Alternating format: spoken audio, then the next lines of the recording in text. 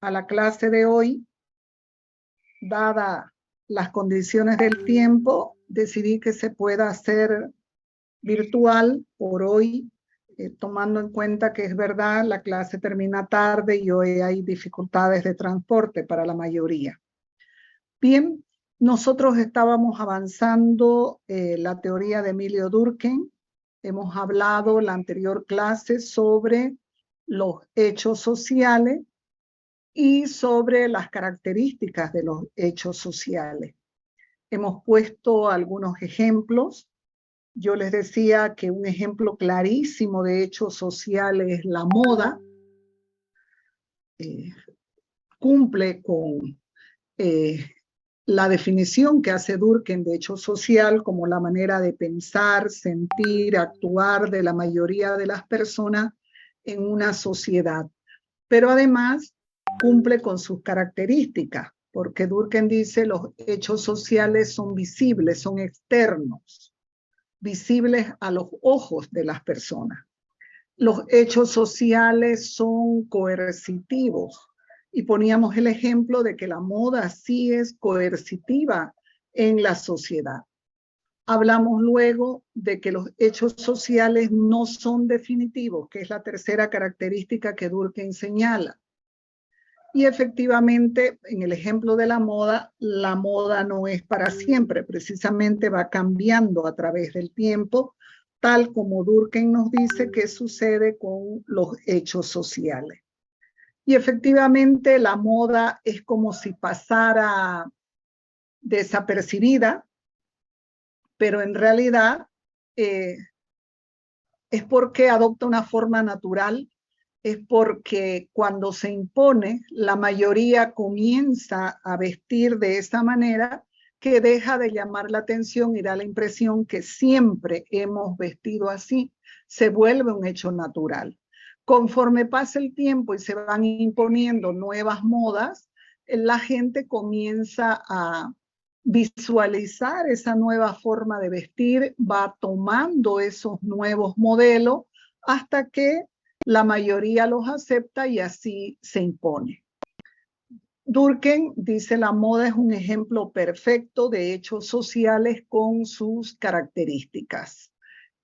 Hicimos algunos ejemplos más en clase que ustedes han sugerido, que me han parecido muy interesantes, y con eso vamos mostrando precisamente que los hechos sociales, como dice Durkheim, pueden ser la base de estudio de la sociedad para la sociología.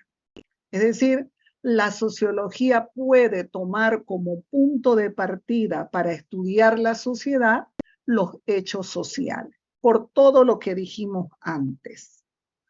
Entonces, puede tomar como punto de partida para estudiar la sociedad los hechos sociales. Yo les decía, es una forma como Durkheim responde incluso a los cuestionamientos que se le hacían antes a la sociología en cuanto a que no calificaba como ciencia. Con esto Durkheim está mostrando que al igual que las otras ciencias parte de algo visible, de algo concreto, y de ahí eso se puede convertir en datos de investigación, es decir, datos de la realidad convertidos en datos de investigación cuando son sometidos a medición. Entonces, a veces nosotros protestamos porque en las carreras sociales nos dan estadística, nos enseñan, pero es muy útil en el sentido precisamente de ese reconocimiento de la realidad que nosotros tenemos que hacer y de cómo poder transformar los datos de la realidad en datos de investigación. Quiere decir que puedan ser cuantificados, medidos, y obviamente esa es la tendencia que hasta el día de hoy se impone en la ciencia social. Cuando la gente transforma en números, en porcentaje, los datos de la realidad, pues como que se vuelve mucho más convincente, se siente que tiene mayor solvencia la información. Esa es una tendencia que la impusieron los norteamericanos y que va a continuar con mucho peso hasta ahora. ¿Alguien creo que levantó la mano? ¿Alguien pidió la palabra o fue una equivocación? Bueno, si se ha entendido lo que son los hechos sociales, entonces ahora pasaríamos a hablar del método, que es otro de los grandes logros de Emilio Durkheim, cuando propone un método para la sociología.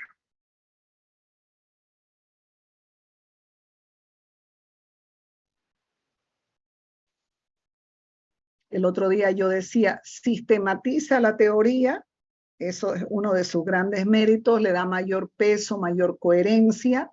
Sistematizar quiere decir ordenar, ¿no? Y luego crea un método propio para la sociología.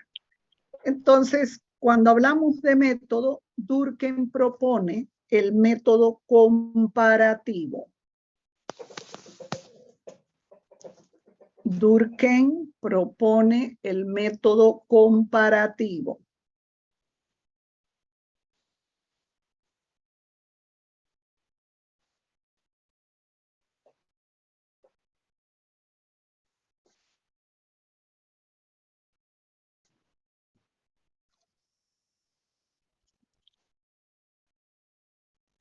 Así se llama, que en realidad se lo conoce también con el nombre de método positivista. Durkheim escribe un libro al respecto, un libro dedicado solamente al método comparativo. Y es un libro que se lo consulta hasta hoy. Ahora, cuando los dos primeros capítulos del libro, Durkheim va a insistir mucho en algo. Primero, él insiste que el investigador debe tener mucho cuidado en no confundir los hechos sociales con hechos individuales. No confundir los hechos sociales con hechos individuales.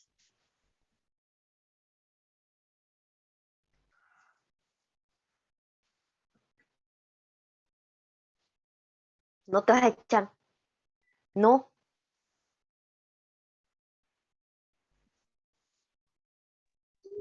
¿Puede repetirlo, por favor, Lisen? Que Durkheim insiste en que el investigador no debe confundir los hechos sociales con los hechos individuales.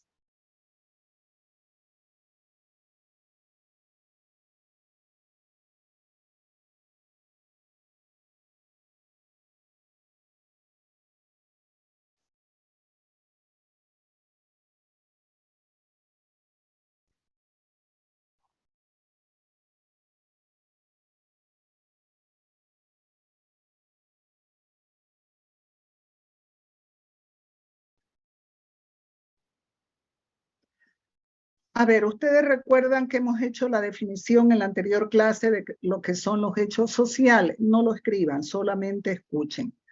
Dijimos, los hechos sociales son la manera de pensar, sentir y actuar de la mayoría de los individuos de una sociedad. Eso es un hecho social porque abarca la mayoría. Un hecho individual, su nombre nos está diciendo, no tiene esas características. Entonces, Durkheim dice que el investigador debe tener cuidado porque a veces puede considerar hechos que son solo minoritarios o parciales y confundirlo con hechos sociales. Entonces, él dedica un capítulo de eso para insistir mucho en los hechos sociales.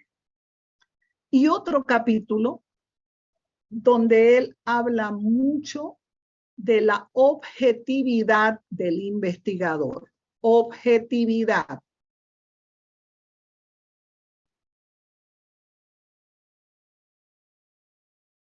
Que significa ver la realidad tal cual es. Ver la realidad tal cual es.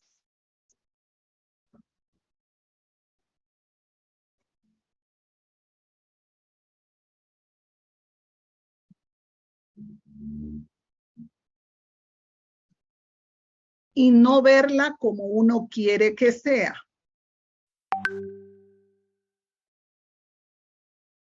Y no verla como uno quiere que sea.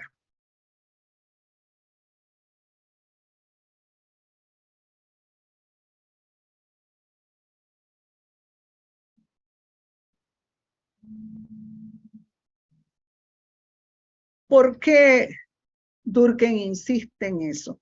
Porque claro, dice, es cierto la preocupación de las otras ciencias cuando dicen que nosotros, los que estamos, dice él, en las ciencias sociales, tenemos prácticamente unido lo que es el objeto de estudio, porque el objeto de estudio para nosotros es la sociedad, los fenómenos sociales.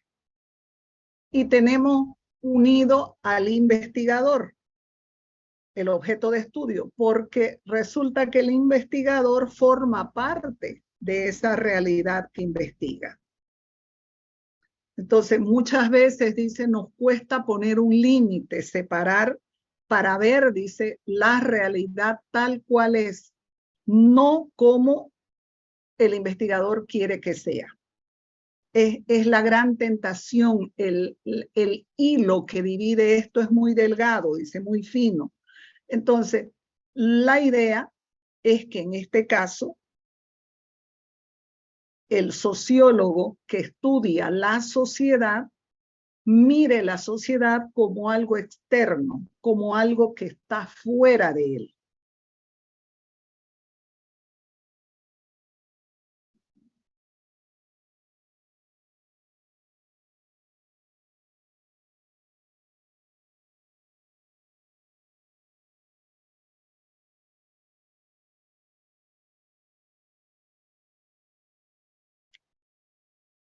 Lisa, ¿lo puedes repetir, por favor?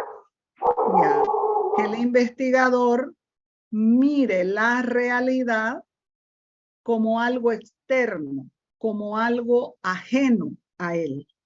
En realidad, Durkheim dice que la mire la sociedad como si fuera una cosa, algo externo a él.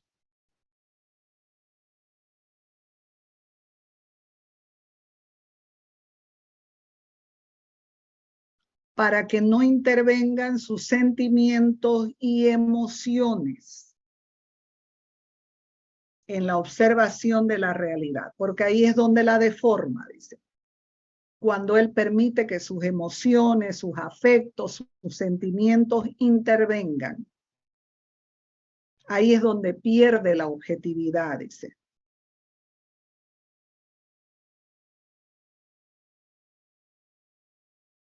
¿Se entiende? Él utiliza esa palabra, dice, el sociólogo debe mirar la sociedad como si fuera una cosa, como si fuera algo externo a él.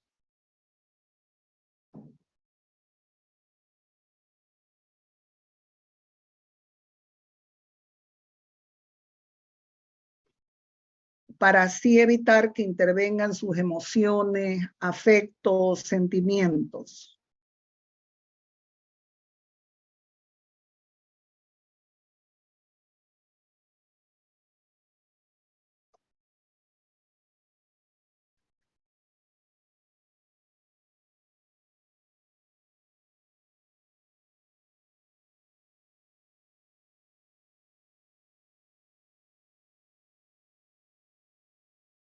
Bien, ahora fíjense ustedes que precisamente por esta razón es que Durkheim se va a preocupar mucho por desarrollar un método propio para la sociología.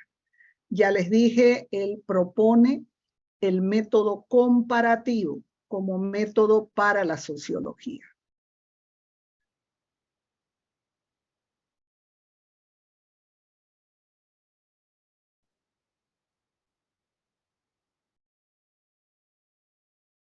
Y se va a preocupar de desarrollar los pasos que él considera son necesarios para desarrollar el método.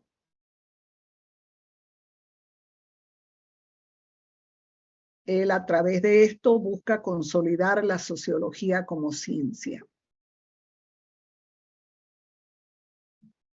El método comparativo. ¿Cuáles son los pasos del método? El primero, dice Durkheim.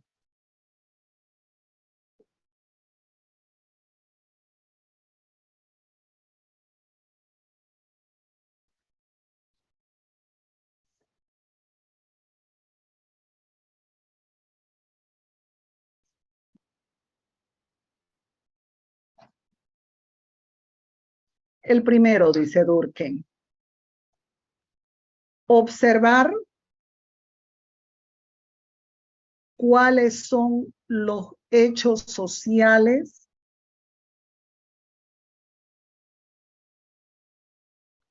que más destacan en la realidad que se estudia. Observar cuáles son los hechos sociales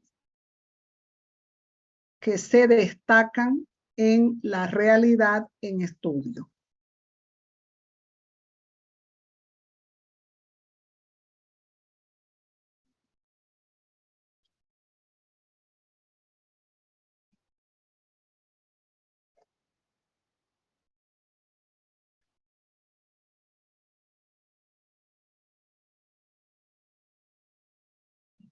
A ver, les pido que subrayen observar, porque quiero decirles que en todos los métodos siempre el primer paso es observar.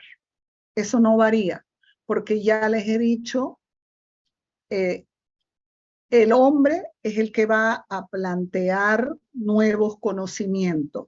¿Y cómo lo hace el hombre? A partir de observar el mundo que lo rodea e ir planteándose preguntas respecto a ese mundo que va a buscar luego cómo responder, y para eso va a intentar algunas respuestas que son probables, todavía no son seguras hasta que no se experimenten, pero bueno, el hombre lo intenta de esa manera.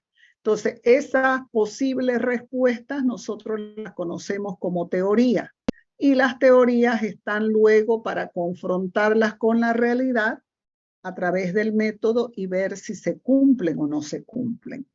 Cuando sí se cumplen, ahí ya se habla de un conocimiento comprobado. Pero mientras tanto, dice Durkheim, a ver, el primer paso, dice, es observar la realidad en estudio para ver cuáles son los hechos sociales que más se destacan en ella. Ese es el primer paso.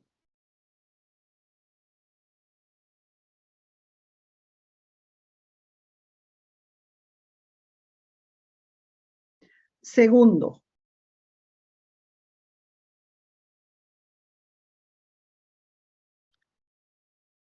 agrupar los hechos sociales según sus características, agrupar los hechos sociales según sus características más sobresalientes.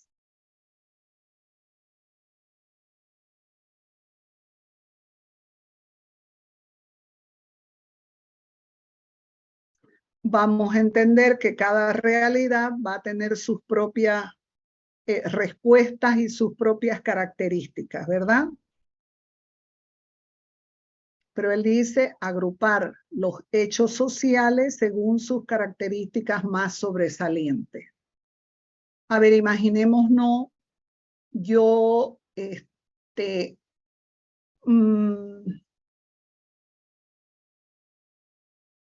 a ver,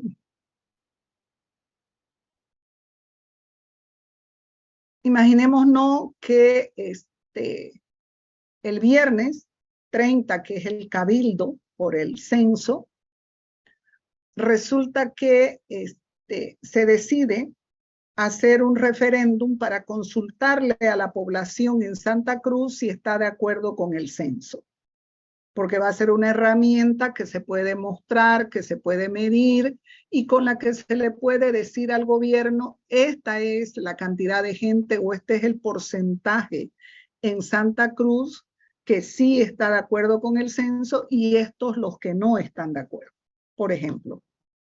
Entonces, características que puedan ser comunes entre los que dicen que sí y los que no están de acuerdo, podemos poner, por ejemplo, edad, podemos agruparlos en edades, en personas, qué sé yo, niños hasta los de 0 a 10 años, luego de 10 a 15, perdón, a 20 y así vamos agrupando. Podemos usar sexo para hablar si son hombres o mujeres, los que predominan de acuerdo a las zonas donde nosotros vamos consultando, a los distritos, por ejemplo. Podemos buscar relación en cuanto a niveles de educación, ingreso promedio de las personas, acceso a salud, educación, por ejemplo. Podemos imaginarnos esas características. Entonces, lo que vamos a hacer es que de cada distrito donde nosotros levantemos información, vamos a poder decir, en este distrito la gente no está de acuerdo por estas razones. Entonces, vamos a tratar de mostrar que hay ciertas características o factores que los hacen muy particulares y seguramente vamos a cruzar con otras respuestas para ver si hay o no coincidencia según ciertos rasgos de cada distrito. Ocupación, educación, por eso les decía, edad, sexo, empleo, nivel de ingreso económico, etc. Por eso es que Durkheim dice, como segundo paso del método, agrupar los hechos sociales según sus características más sobresalientes.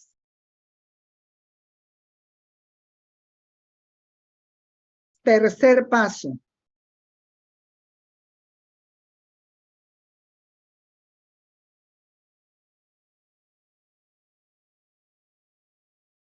Aplicar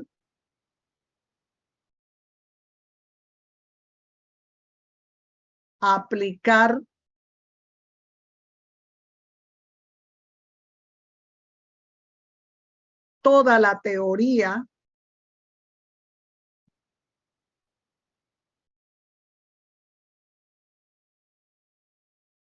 que hay sobre el tema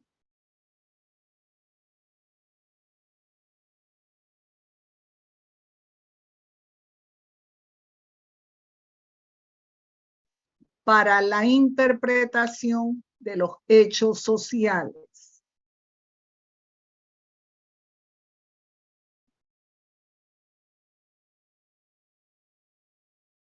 Es decir, ahí ya vamos a usar resultados obtenidos usando toda la teoría para poder interpretarlos y explicarlos. Porque la ciencia en realidad lo que hace es explicar. No es solamente decir lo que ve, sino decir por qué es así lo que ve. Buscarle siempre la explicación desde el conocimiento.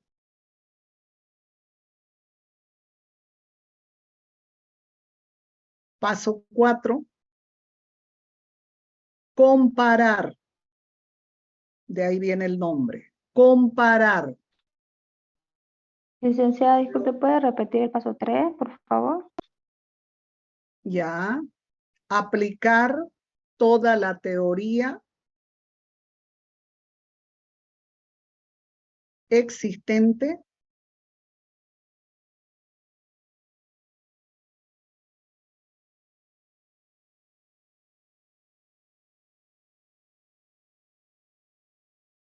para la explicación de los hechos sociales.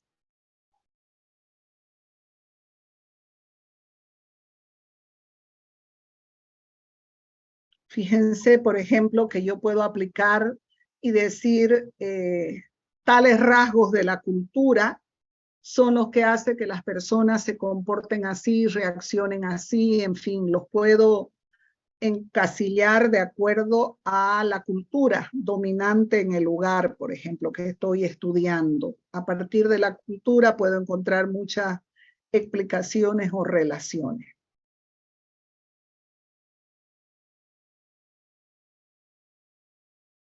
¿Estoy yendo muy rápido?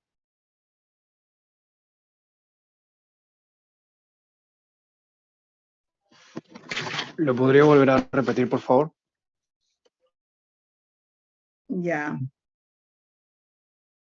A ver, por favor, atentos. El tercer paso. Aplicar toda la teoría existente sobre el tema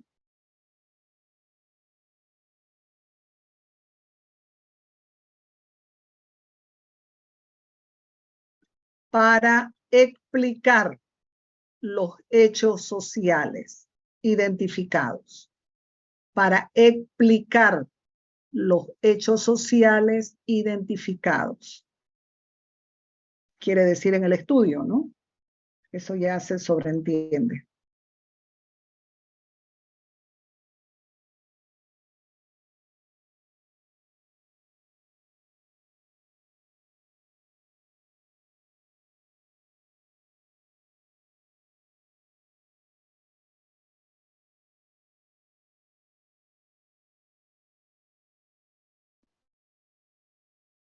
Paso 4.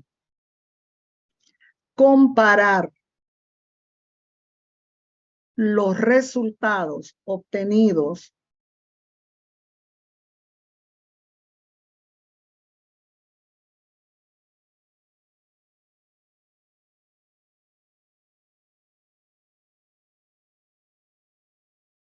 en ese estudio, los resultados obtenidos en ese estudio, coma,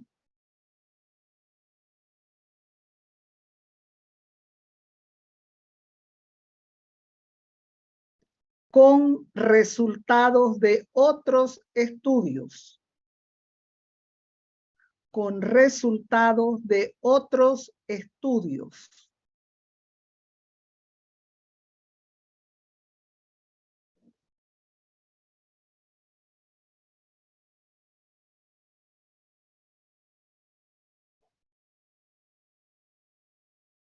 Para ver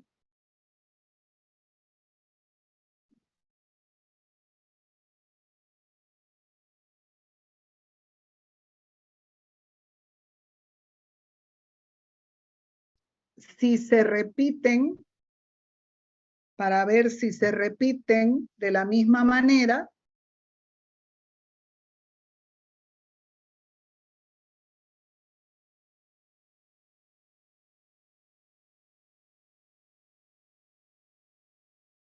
para ver si se repiten de la misma manera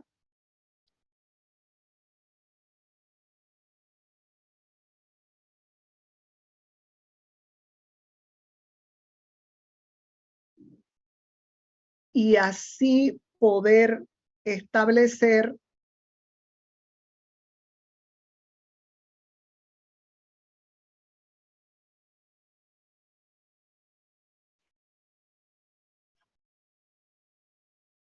si hay leyes sociales del comportamiento humano y así poder establecer si hay leyes sociales del comportamiento humano.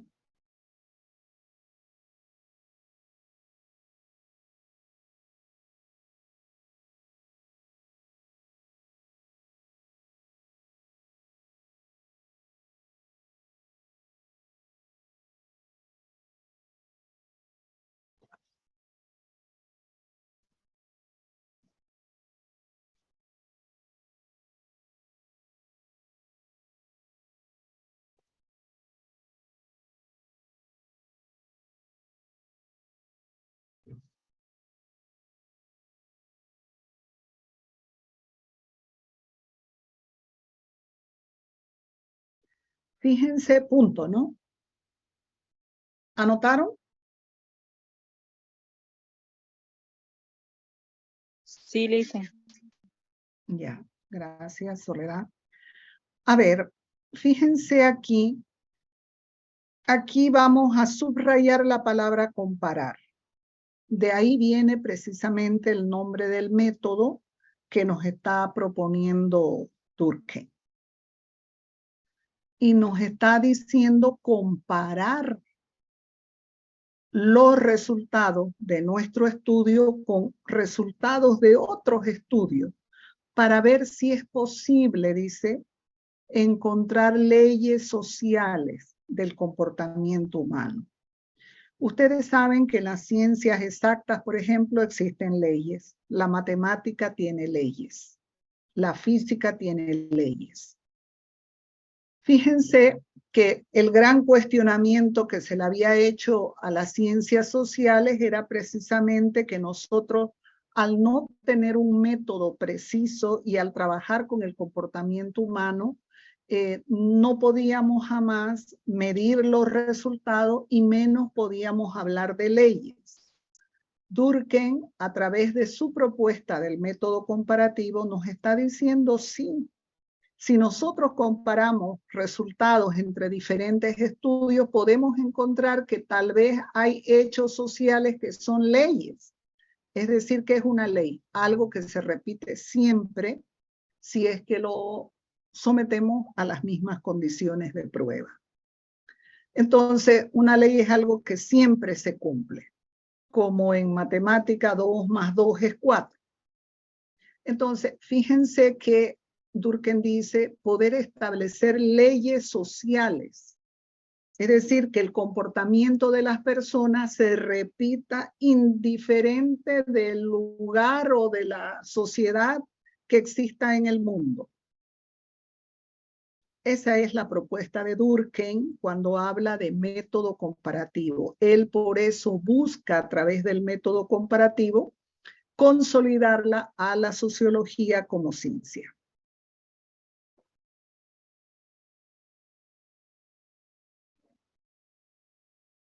No sé si queda claro esto del método o si hay alguno de los pasos que quieran que volvamos a explicar.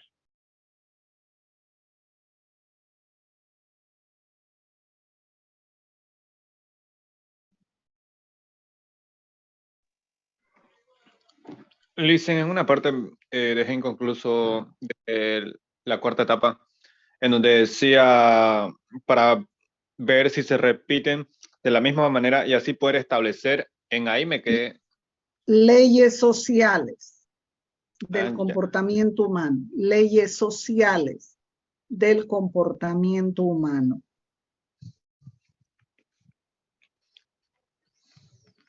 Muchas gracias. Ya.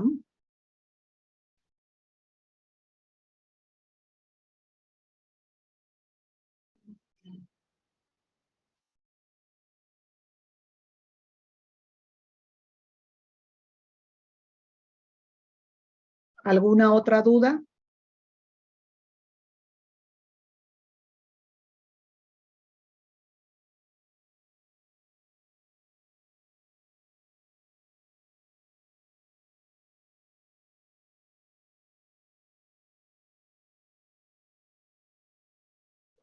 No hay dudas. Bueno, fíjense que efectivamente Durkheim le da, con todo lo que hemos visto en cuanto a conceptos nuevos, le da mayor peso, le da mayor consistencia a la teoría sociológica y la va ordenando. Hemos visto en la anterior clase que él está de acuerdo con toda la propuesta inicial del positivismo, pero va a agregar, como decíamos, por primera vez el concepto de cambio, pero el cambio por consenso, como decía él, ¿no? Ya lo hemos definido eso en la anterior clase. Él habla de dos tipos de sociedad, la nómica y la anómica. Él habla de conciencia colectiva y conciencia individual. Él habla también de la solidaridad, que es fundamental para que la sociedad se mantenga unida. Y ya les dije que no hay que confundir el concepto de solidaridad desde la teoría de Durkheim con el concepto de solidaridad que se aplica generalmente desde el punto de vista religioso. Entonces, creo que son elementos que nos van mostrando ya el aporte que él va a ir haciendo a la sociología. ¿Hasta ahí quedó claro, Durkheim?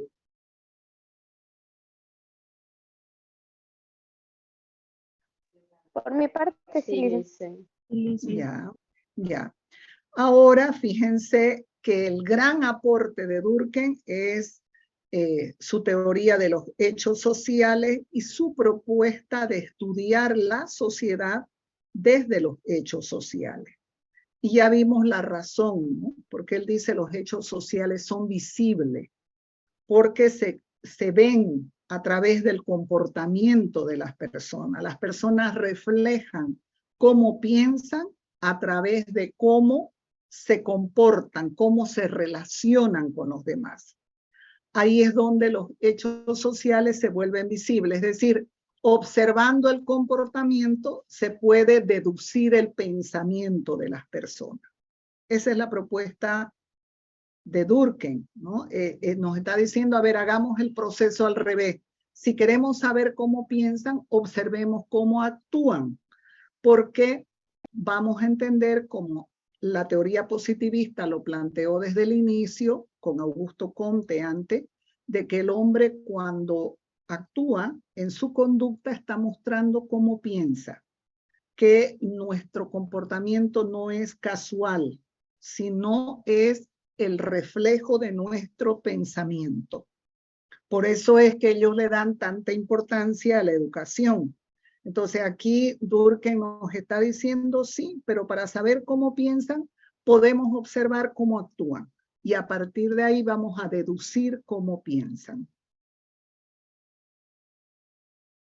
¿De acuerdo? Bien, ahora vamos a desarrollar la segunda parte del tema. Y vamos a hablar de la teoría de la acción social de Max Weber. Mientras tanto voy a traerme un poco de agua, ¿ya?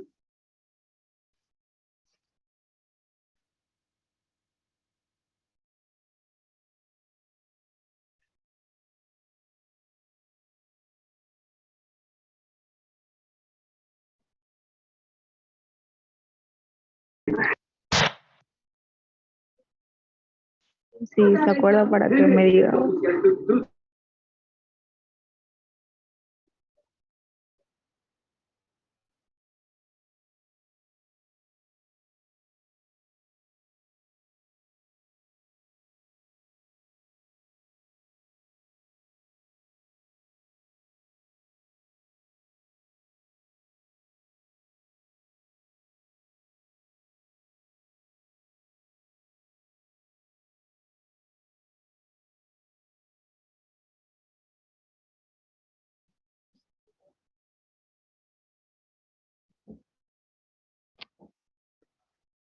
Entonces veamos la teoría de la acción social de Max Weber.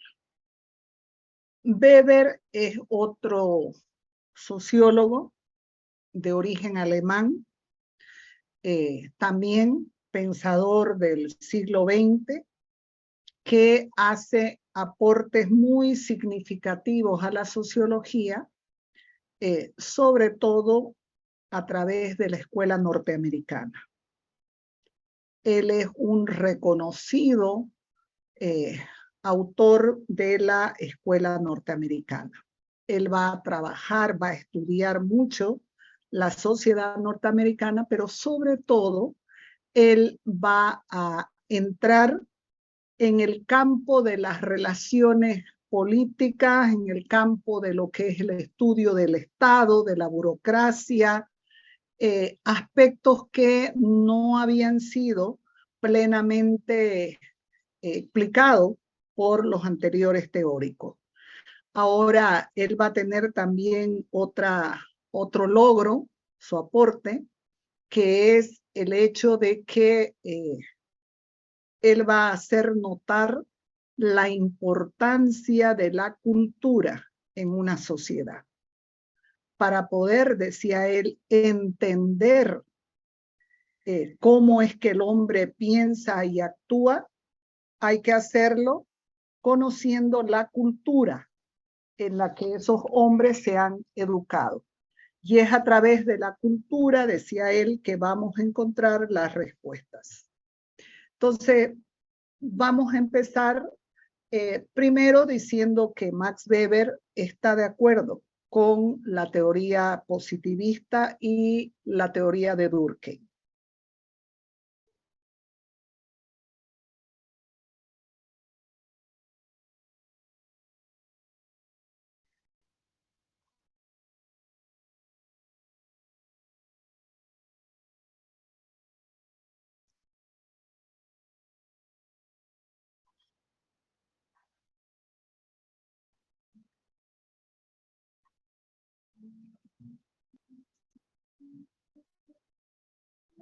Pero él dice, me parece acertado que Durkheim proponga estudiar la sociedad desde los hechos sociales.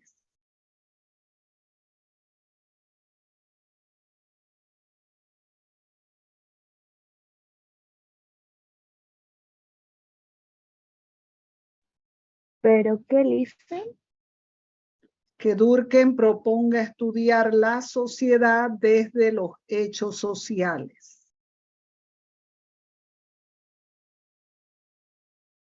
Me parece acertado, dice, que Durkheim proponga estudiar la sociedad desde los hechos sociales.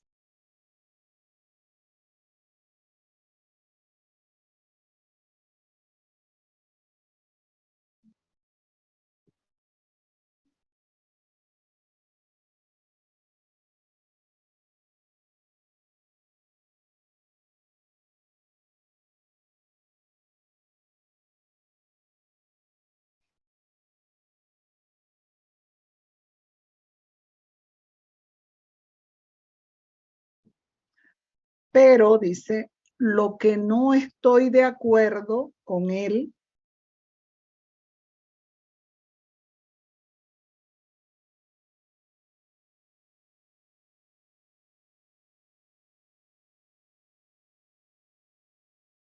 es que no estudie la causa o el origen de los hechos sociales.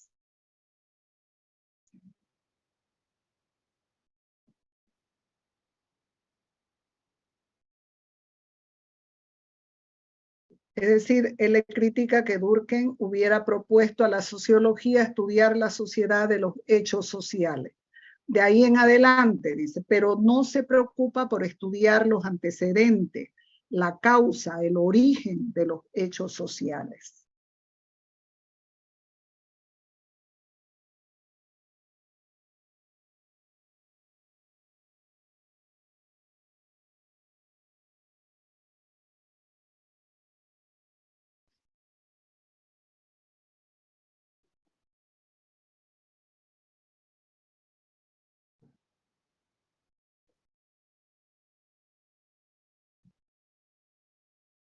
Bien, y él en la explicación que da, dice, los hechos sociales nacen en la conciencia individual.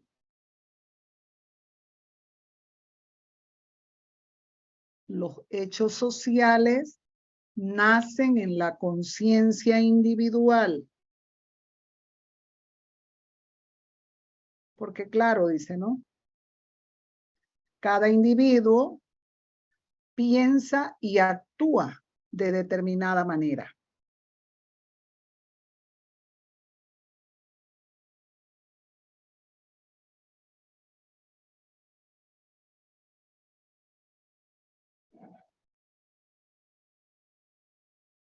Cada individuo piensa y actúa actúa de determinada manera.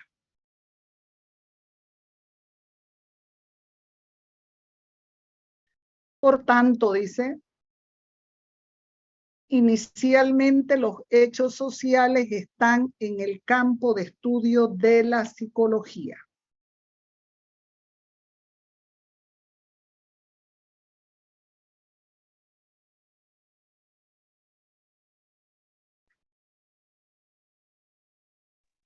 ¿Puedes repetirlo, por favor?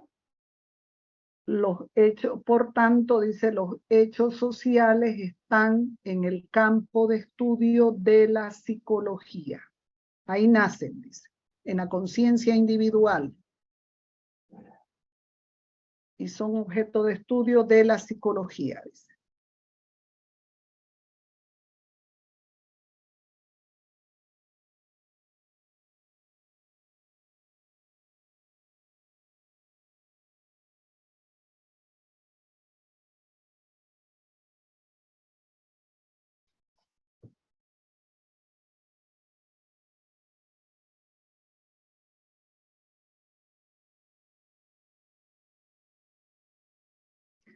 Pero los hechos sociales se vuelven,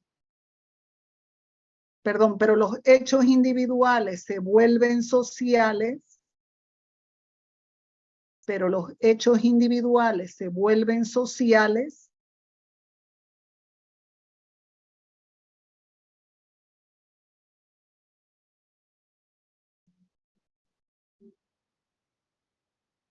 cuando la mayoría de las personas en una sociedad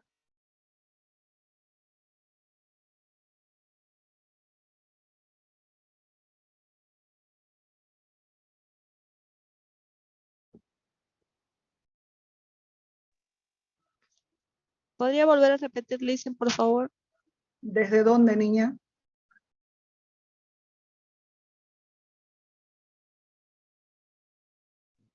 Cuando la mayoría de las personas De una sociedad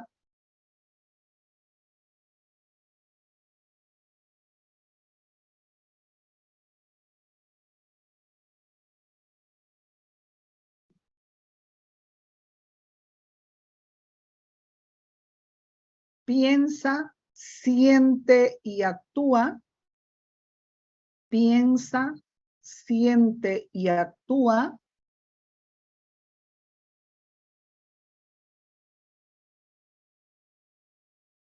de la misma manera.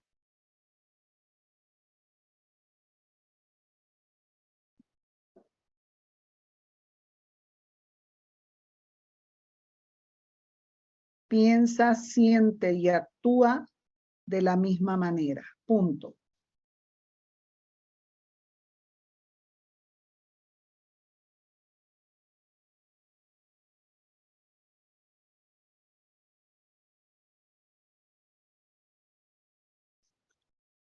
Fíjense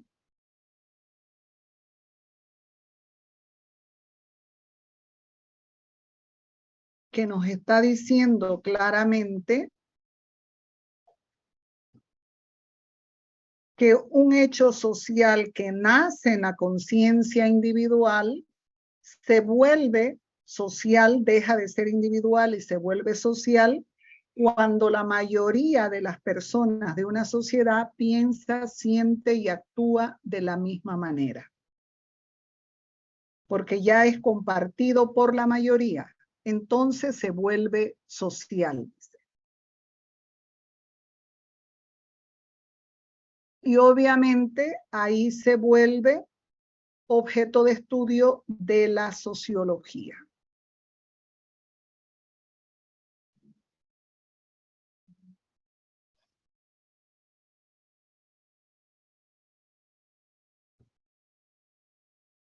Objeto de estudio de la sociología.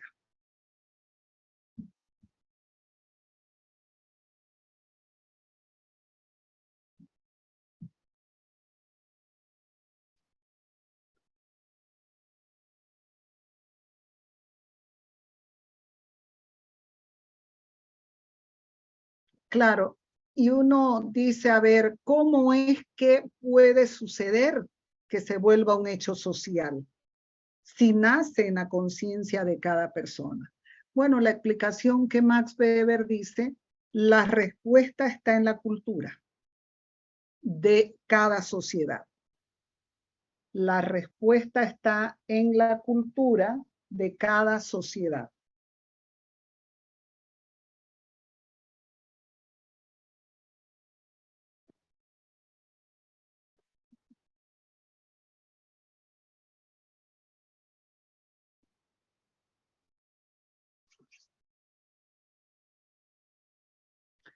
¿Por qué en la cultura?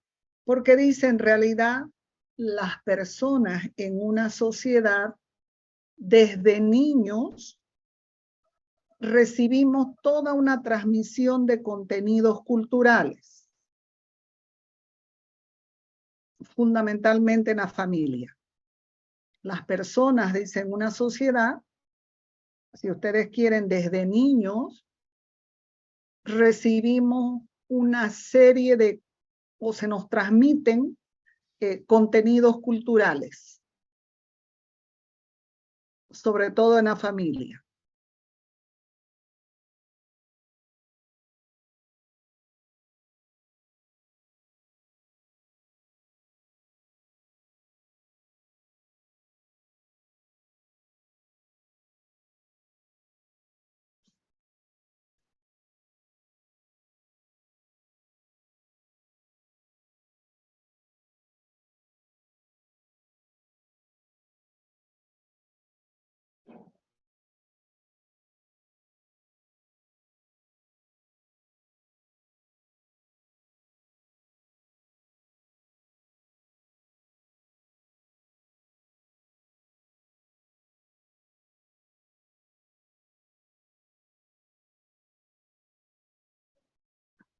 Cuando hablamos de contenidos culturales, ¿a qué se refiere? Se refiere al conjunto de creencias, costumbres, los contenidos culturales, ¿no? Conjunto de creencias, costumbres, normas, reglas,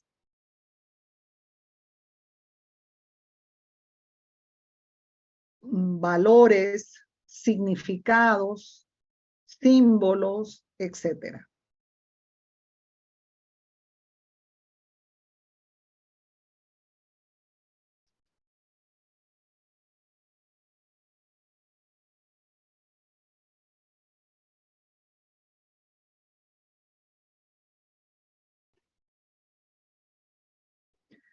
Estos contenidos, decimos, sobre todo en la familia, los recibimos porque precisamente, ¿no? Se transmiten, como dicen, de generación en generación, de padres a hijos o de mayores a jóvenes, por ejemplo.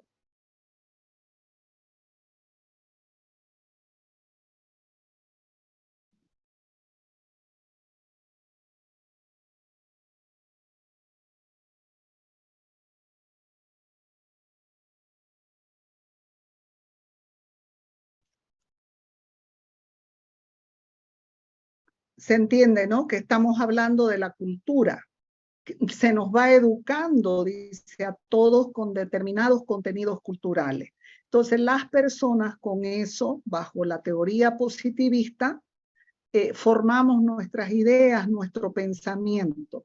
Y por lo tanto, cuando nosotros ya luego nos relacionamos con los demás, lo que hacemos es mostrar ciertos comportamientos que expresan nuestro pensamiento. Esos comportamientos que son mayoritarios en la sociedad estarían reflejando los hechos sociales, los comportamientos mayoritarios.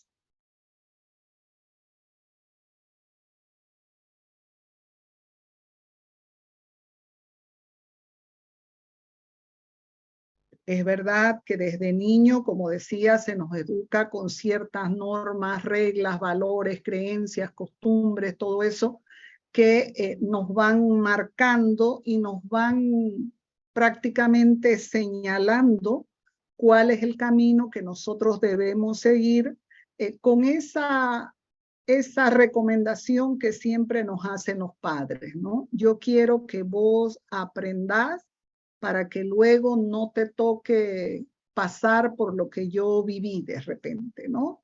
Entonces los padres intentan a través de los contenidos culturales generarnos una manera de pensar y de actuar que nos permita incorporarnos más fácilmente a la sociedad para ser reconocidos y aceptados por los demás. Esa vendría a ser la cultura. Ahora uno dice, pero si en una sociedad todos somos educados con la misma cultura, ¿por qué no hablamos de la totalidad de las personas y hablamos de la mayoría?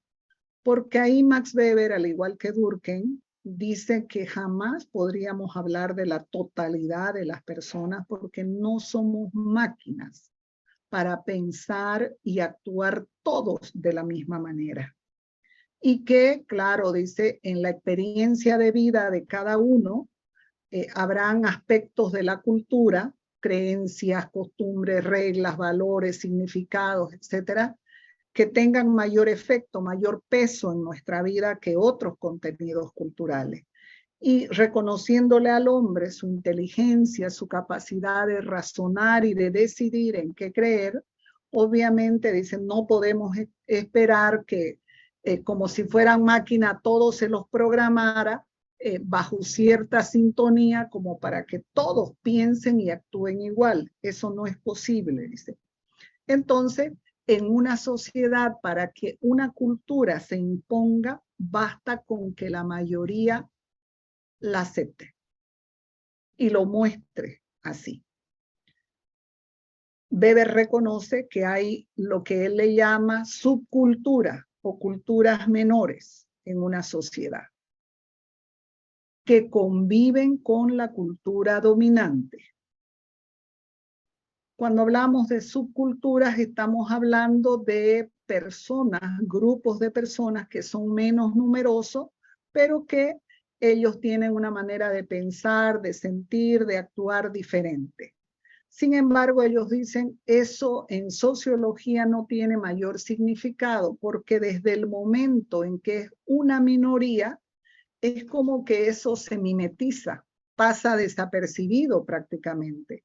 Y lo que se impone, dice, es la cultura mayoritaria. Entonces, es lo que se establece como válido para esa sociedad. Y claro, ya nos habían dicho los positivistas que al hombre siempre le va a preocupar la aceptación, el reconocimiento de los otros. Entonces es más fácil, dicen ellos, que el hombre se adapte, que termine acomodándose a la cultura dominante que ir en contra.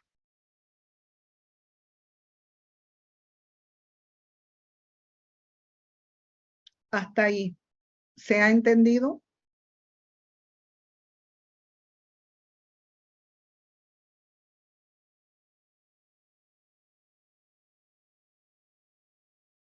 Sí, listen. Ya. ¿No hay preguntas?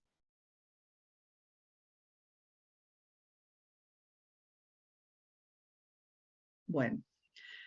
Fíjense que Weber va a incorporar un concepto nuevo a la sociología.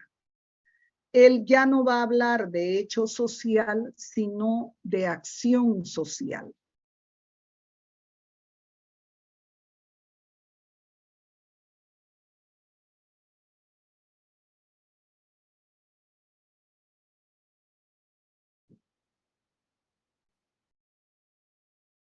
De acción social.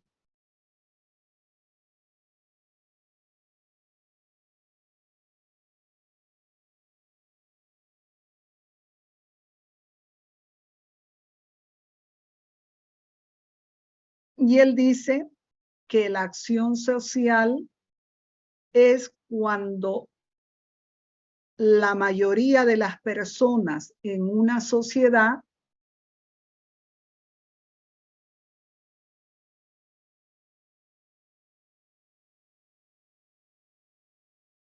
cuando la mayoría de las personas en una sociedad le otorgan a una acción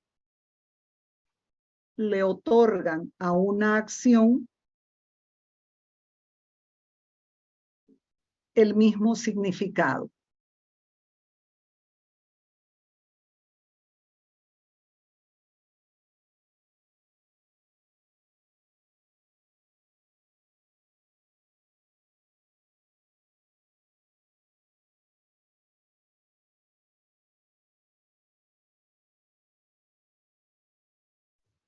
¿Puedes repetirlo, por favor, Listen? Es cuando la mayoría de las personas en una sociedad le otorgan a una acción el mismo significado.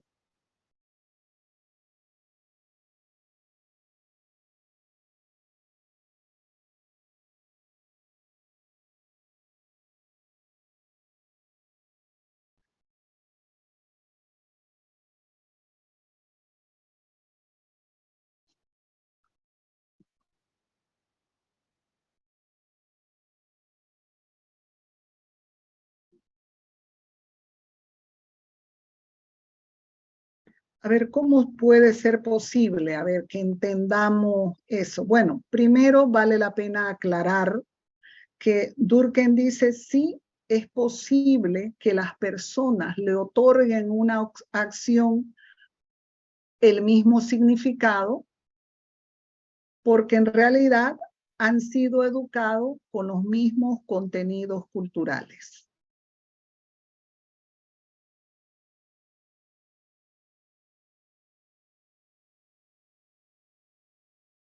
Porque las personas en una sociedad han sido educados con los mismos contenidos culturales.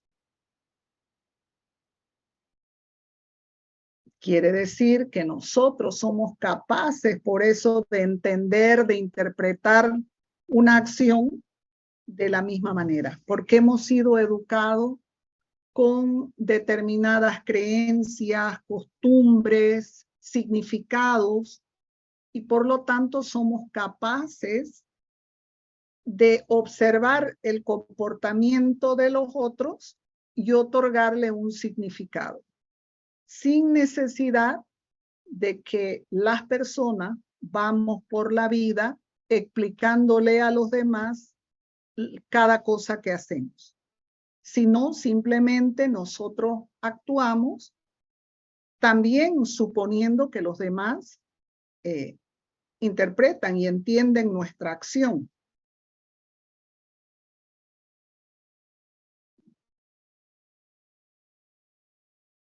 Hemos sido educados con los mismos contenidos culturales. Quiere decir que nosotros, por eso, desde la cultura hemos aprendido significados y eso nos permite observar e interpretar el comportamiento de los demás. Eso es lo que dice Weber. Por eso es que se produce, dice, una acción social.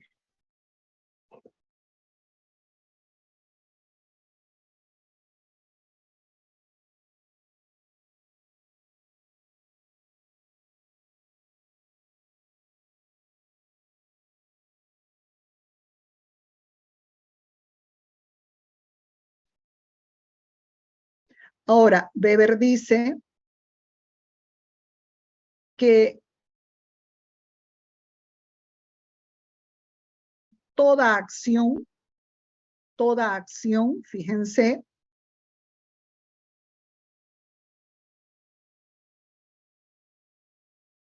que producen los individuos, toda acción que producen los individuos en una sociedad,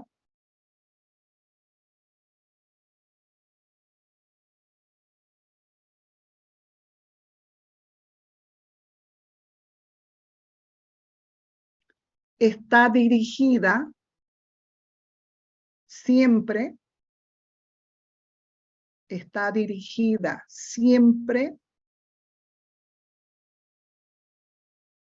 a provocar una respuesta en los otros.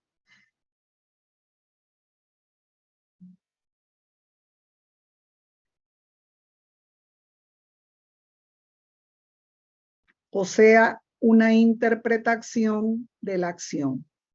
O sea, una interpretación de la acción.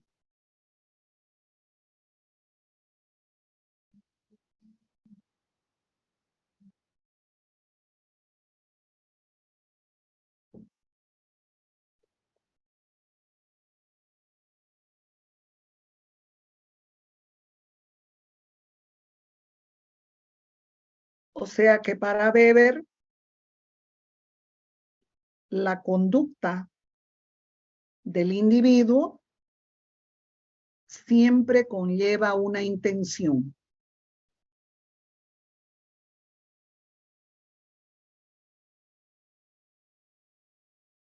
Lo que decíamos antes, ¿no? Está dirigida a provocar una respuesta en los otros. Una respuesta para nuestra acción.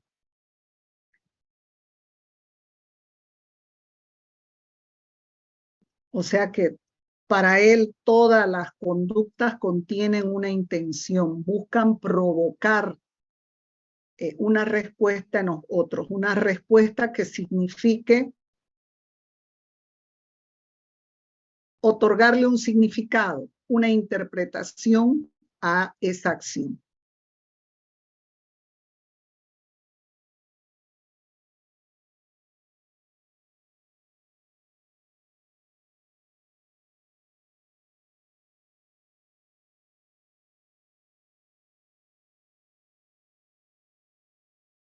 A ver, lean hasta ahí lo que han escrito para ver si hay preguntas.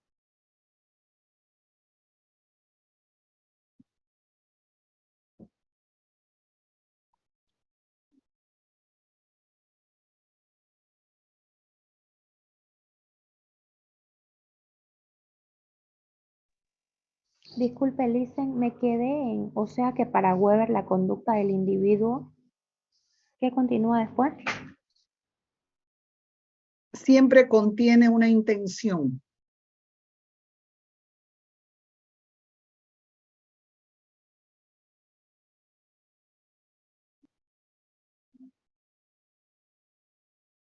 Provocar en los otros una respuesta o interpretación de la acción. Provocar en los otros una respuesta o interpretación de la acción.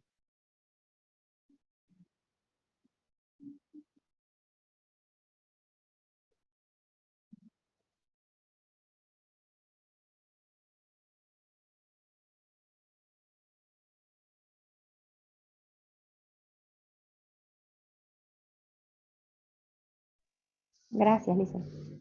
De nada. A ver si hay alguna duda. A ver, léanlo si se entiende. No es nada extraordinario.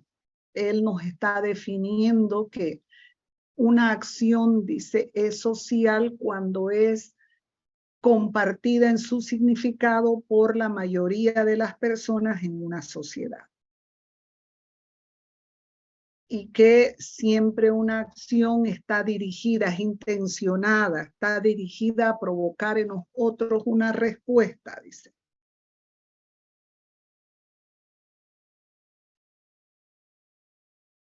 No quiero que lo vean Weber como algo complicado. Pregunten, a ver, lean y pregunten.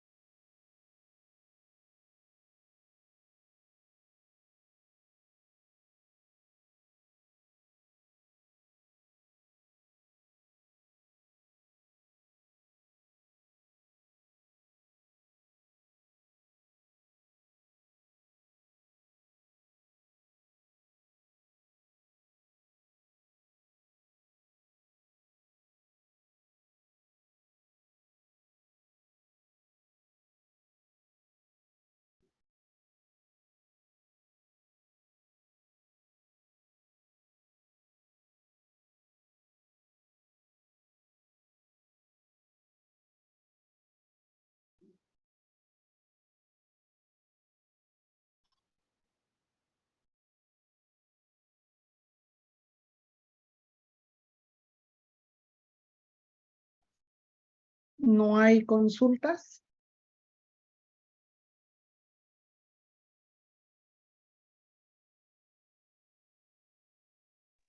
Dicen un ejemplo de acción social. Ya.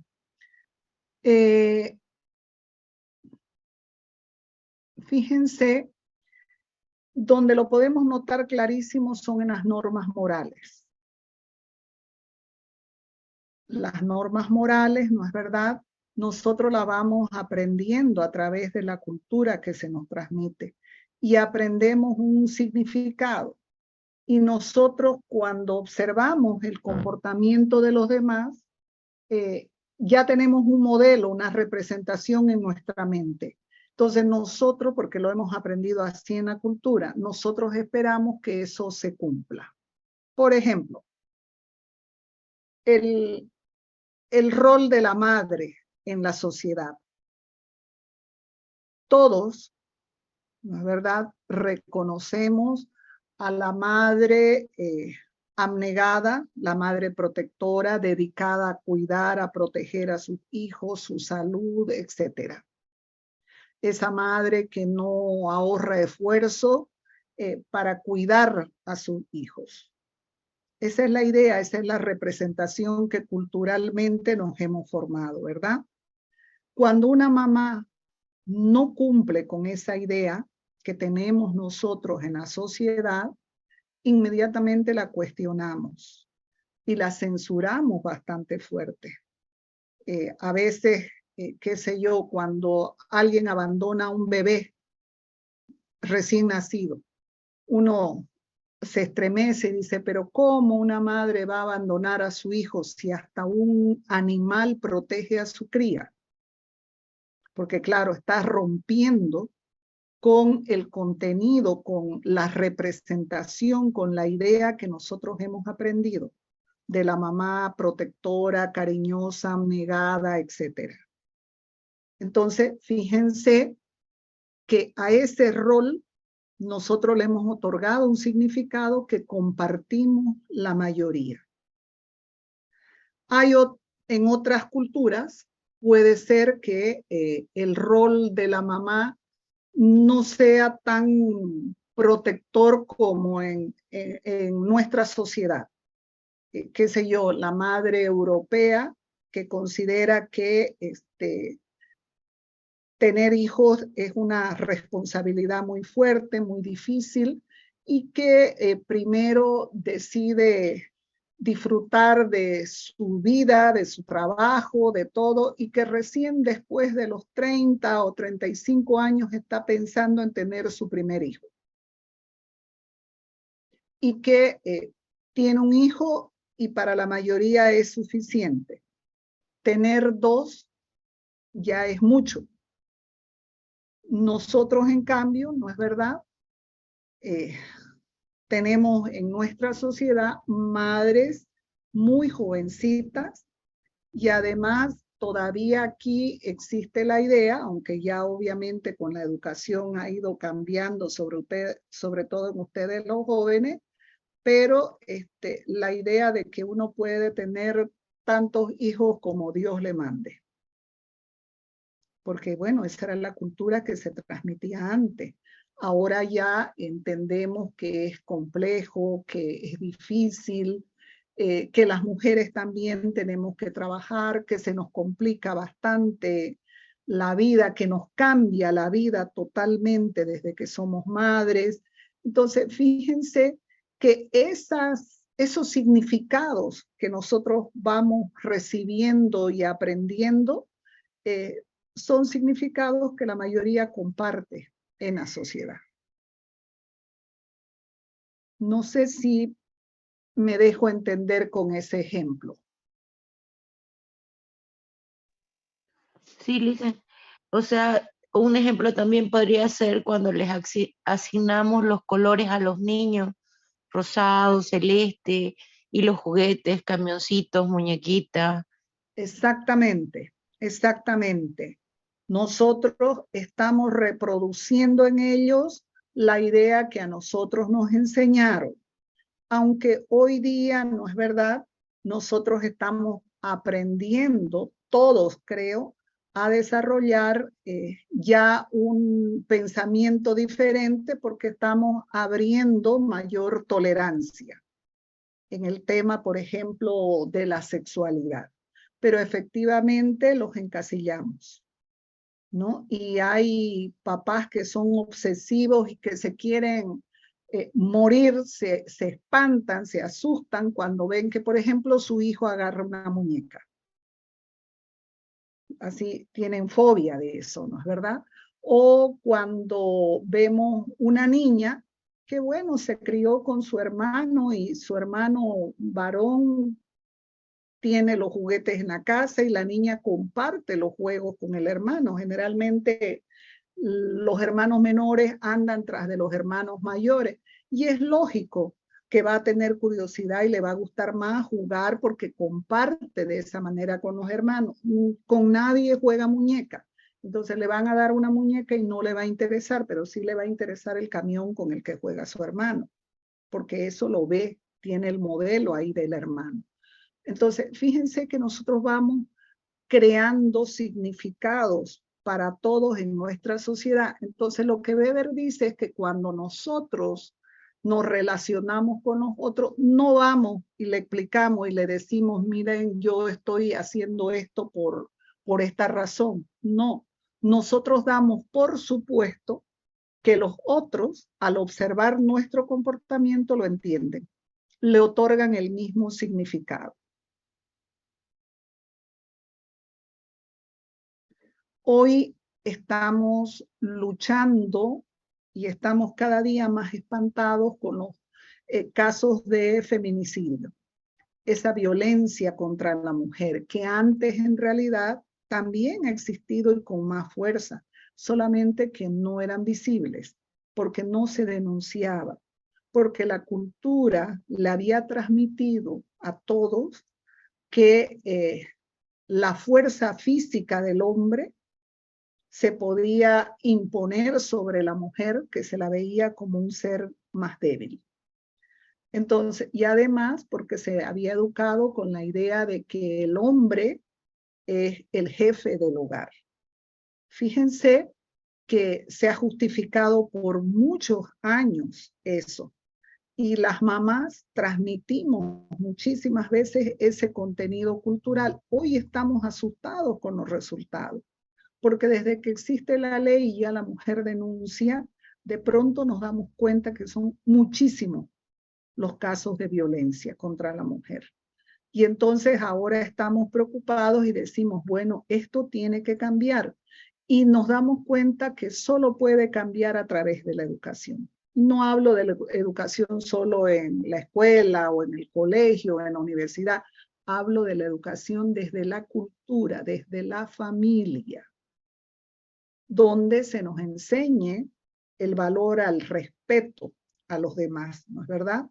A no abusar de la fuerza física, por ejemplo. Entonces,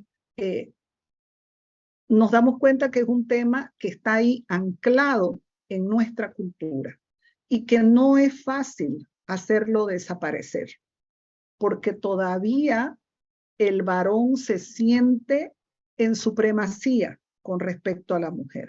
Y ese es un contenido cultural muy arraigado. Y la mujer que es golpeada, por ejemplo, trata de evadir su realidad y dice, no, en realidad no me pega, nunca me pega, lo que pasa es que ahora lo enojé mucho por tal razón. Ella todavía lo justifica, pero me ha prometido que nunca más lo va a volver a hacer. Dice. Mentira, lo va a volver a hacer, ¿no? Lo va a volver a hacer muchas veces. Tiene que recibir apoyo profesional para que deje de hacerlo. Entonces, fíjense, y cuando lo veamos a Freud más adelante, también vamos a darnos cuenta de este tema. Entonces, fíjense que esos son, dice Weber, esos significados compartidos. es como unos modelos que nosotros vamos creando en nuestra mente a partir de la cultura, y que por eso cuando observamos el comportamiento de los otros lo entendemos, lo explicamos desde la base esa de los contenidos culturales que hemos aprendido en la sociedad.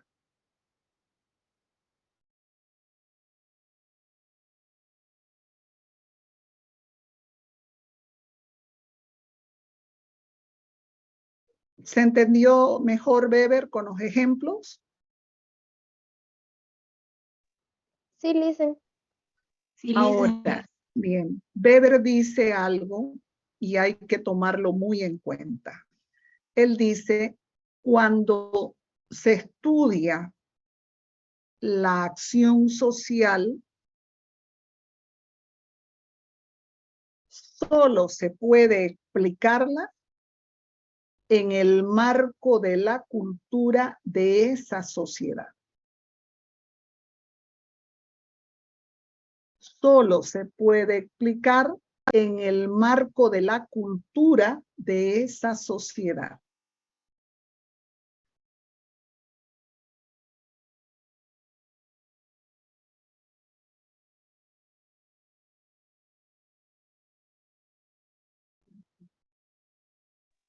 Listen, eso le iba a decir, porque en unas culturas un comportamiento, uno se ve de una manera, por ejemplo, en Latinoamérica es normal ver a una mamá dándole pecho a su hijo, pero en Europa eso no se hace, hay lugares privados o últimamente creo que se dejan la leche, ¿no? Ya sacada. Se deja de amamantar, digamos, y en algunos casos sí se usa la leche materna, pero obtenida con extractor. No hay ese contacto con el niño. Nosotros todavía en la medicina, por ejemplo, se nos enseña, el pediatra enseña que es muy importante ese contacto del niño con la mamá, y desde el punto de vista médico, además, es una protección enorme para que no se enferme, ¿no? Por todo, no solamente por los nutrientes, sino por todos los beneficios que contiene la leche materna, que ahora hay la tendencia de que es insustituible. Pero sí, efectivamente, como digo, en otras culturas eso cambia.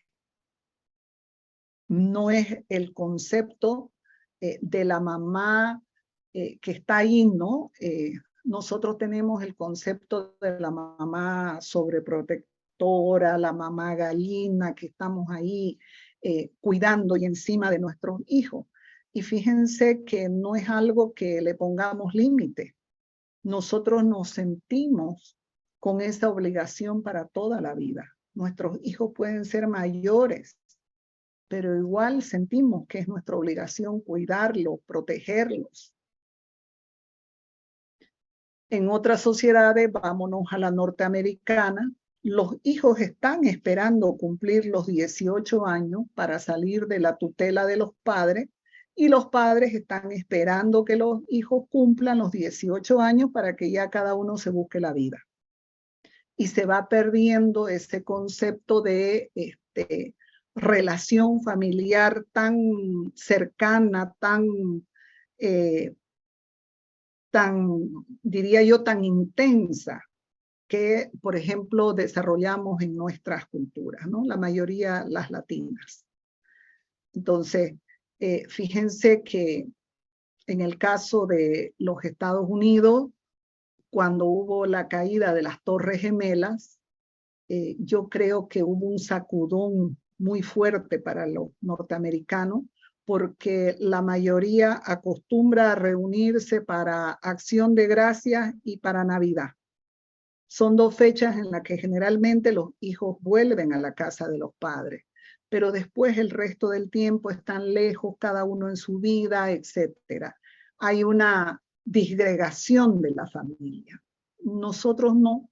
Yo les decía, en el caso de los Estados Unidos, a muchos encontró totalmente alejados, separados, que no se habían visto, y que, bueno, murieron sin poder volverse a ver o reunir, y eso ha sido un choque muy fuerte para esa cultura, porque se dieron cuenta de pronto de la distancia que produce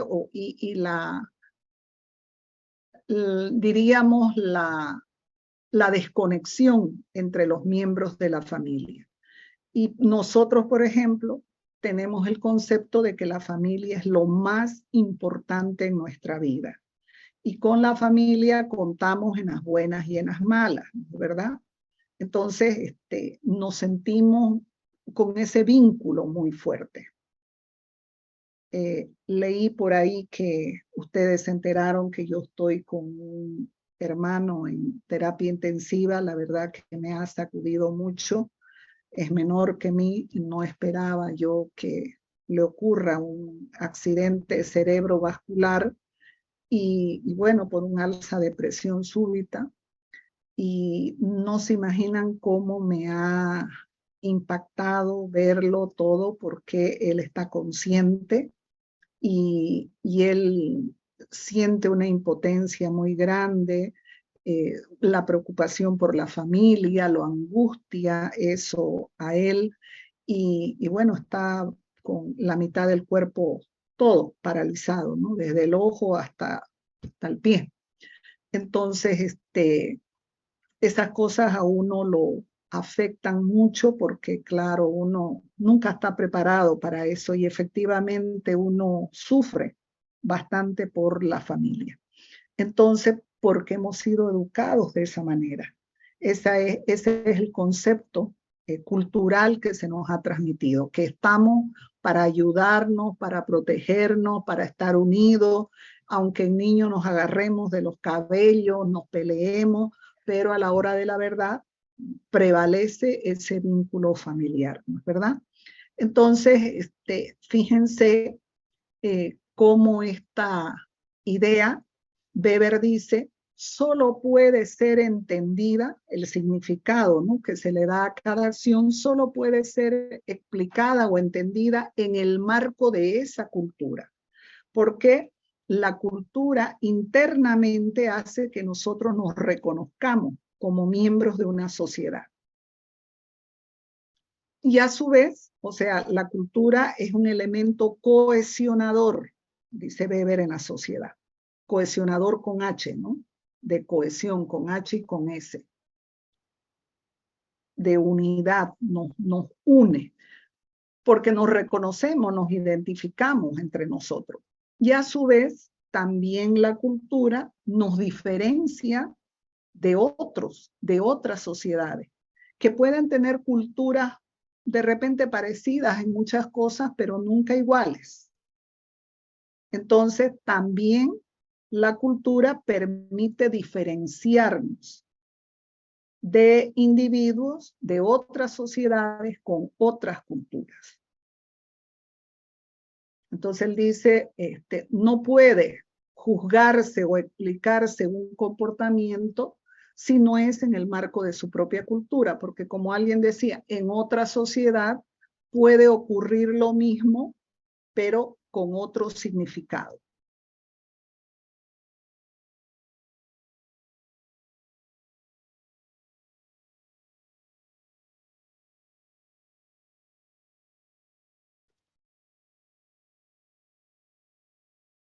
¿Se entiende? Sí, listen. Bien, me voy a quedar ahí, chicos, ahora. Nos queda todavía desarrollar parte de la teoría de Weber.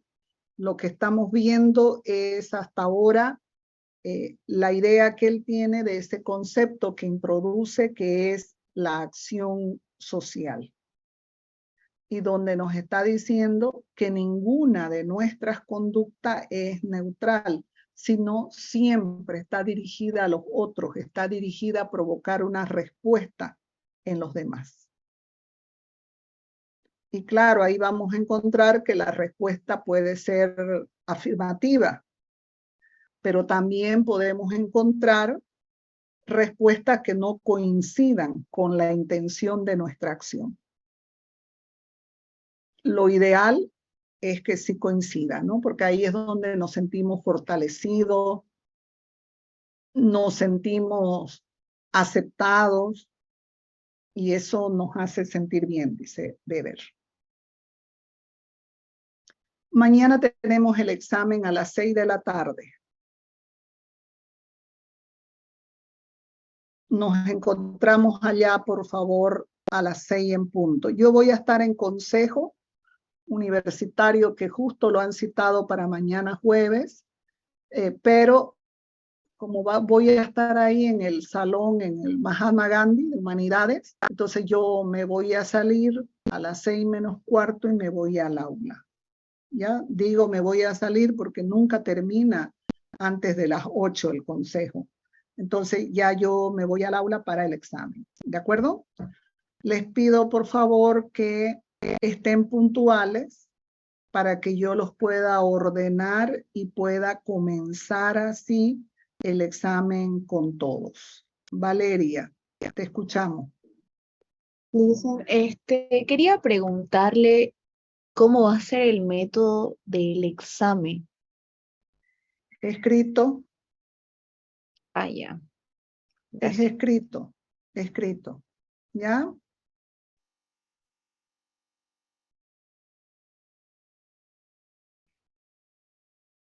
Y como siempre digo, ¿no? En sociología no hay que aprender de memoria. Hay que razonar, leer, razonar para ir entendiendo y así uno poder explicarla, la teoría. No de memoria, sino dentro del propio razonamiento. Nos encontramos mañana en el examen a las 6 de la tarde, ¿ya? Buenas noches. Hasta luego, Listen, gracias. Hasta luego. Luego, Listen. Buenas noches.